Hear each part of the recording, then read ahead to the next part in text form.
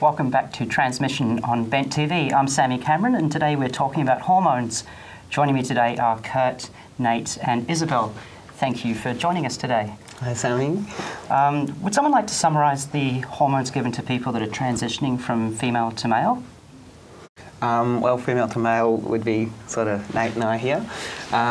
We like testosterone, and it's given to us by a doctor, and I think it's synthetic. Yeah. Is it? Yeah, I think so. Yeah. So it's not. So it's made especially for us, and also biological males who have a low testosterone naturally, sometimes born without testicles or something. Do you take any estrogen blockers or anything like that? I don't personally. No. So it's basically taking testosterone. Yep, yeah. And that's all it is, testosterone, and it's a miracle hormone because it can do so much. We'll talk about that. What about the hormones that are given to people who are transitioning from male to female? Well, I guess that would be me. I'm taking estrogen, which is a synthetic female hormone, and I think originally it was isolated out of the urine of pregnant horses, Premarin, pregnant mare's urine. So I'm taking that, and then I'm also taking a testosterone blocker, anti-androgen called not estradiol, Proginova.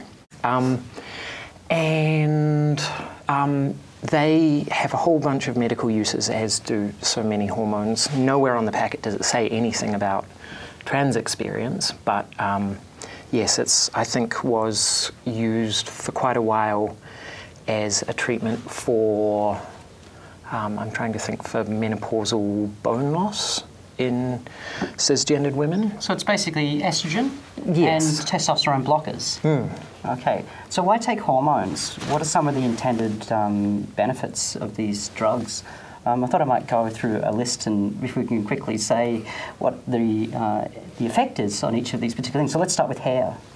Nate, do you want to go first? So ideally there'd be like facial hair, which is better demonstrated by Kurt as opposed to me. Also in terms of testosterone, so hair loss, and also just body hair starts sprouting. So we can see that you managed to get some facial hair there. Yes, so I'm about 2 years on testosterone, so it's finally coming out. It took a little while, but I can wear it with pride now. I neatened it up last night for you also. Just learning how to shave. Oh, of course. Yeah. And what about you, Isabelle? Well, it doesn't reduce the hair you've already got growing, so I've had to do a bunch of IPL laser hair removal. I didn't have a lot of hair to begin with, a little bit on my, chin. What about your body hair or your hair on your head? Does it have any effect on that? Not that I'm aware of, no, not that I've experienced. Okay, so in my case, there are some places that it doesn't reduce, but certainly my body hair has reduced massively. And my hair on my head has grows extremely quickly, and it's much thicker than it used to be. I've heard a lot of people talk about that. Yeah. So what about voice? Does it have any effect on your voice? Absolutely, yeah. Deep voices. What doesn't help for us at all, does it? No, we have to actually develop. I had to learn how to speak with my voice. So, what about sweat and oil and odour? Definitely different. Yeah, testosterone makes you sweat and smell a lot more than before. Yeah, much smellier.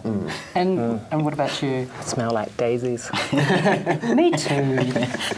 And of course, taste and smell. So my smell is so much more enhanced. So I know we're on television, but yeah, you guys do have more of an odour about you than Isabelle does. Oh, sorry, Sammy. I should have showered this morning. My sense of smell has enhanced massively. As yours?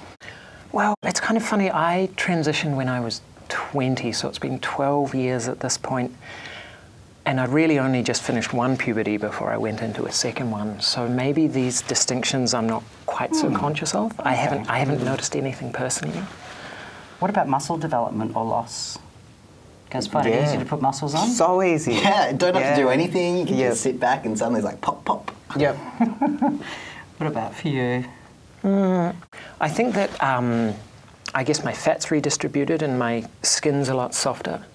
But while I feel like I'm saying this doesn't happen, I haven't really noticed huge amounts of muscle loss. I've still got quite a toned figure. So I think that's one of the interesting things, is that it somewhat depends maybe on the age that you transition and what characteristics you've already developed in the stage of life and those kinds of things. What about the effects on our genitals? Yeah, well, Nate and I could tell you that there is a lot of clitoris growth down there. So it sort of turns into, I'd like to call it a little trans willy, and yeah, it starts looking like a biological guy's penis. So it's pretty awesome. Yeah, I don't want to answer that question either. No, I don't mind. 20 seconds or less. 20 seconds or less. I think for a lot of women, there's a little bit of shrinkage. It's harder to get erections. You can still orgasm without having an erection. But this, again, I think it does vary a lot based on individual physiology. So, what about the effects on our brains? How can it change the way we feel about things, and how can it change the way we interact and see the world?